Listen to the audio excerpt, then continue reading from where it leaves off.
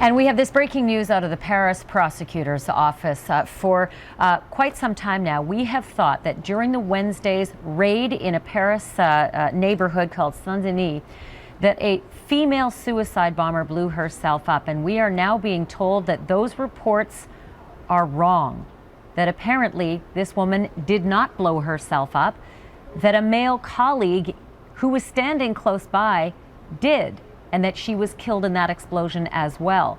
Also, remarkably, just in the last few hours, we are learning that there is a third body that was discovered in that apartment. Up until now, we've been talking about this young woman radicalizing, self-radicalizing, right, only about 6 months ago. I mean, talk about flash to bang. This was a person who's been described as living a somewhat Western life and definitely not an Islamic life. Right. We're also hearing about Ibrahim Abdeslam, who blew himself up outside of the stadium. That guy owned a bar up until right, 8 days before the killing. A bar, by the way, that was closed down for being, plagued with a drug problem.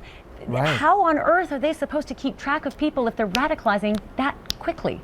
That's right, and that is actually the tremendous problem that law enforcement and the intelligence agencies face, is that you have these guys, you know that they're consuming some of this propaganda, they know that some of these people are on websites looking at this stuff, and they don't know at what point in their head they go from deciding that they're just reading and they're supporting, perhaps giving some measure of support to ISIS and what it's doing overseas, and then deciding that they're going to go and kill people in this country. It's impossible to get inside these people's heads. So what Evan, they do is they try to do monitoring to see if they can figure out any changes of behavior to try to isolate that. I have that piece of video. I just want to show it really quickly. The moment that suicide blast went off. It's a remarkable video. It is really shocking. Again, it is not the woman. It is a man standing close to her. Knowing that, it takes on a different significance. Let's watch.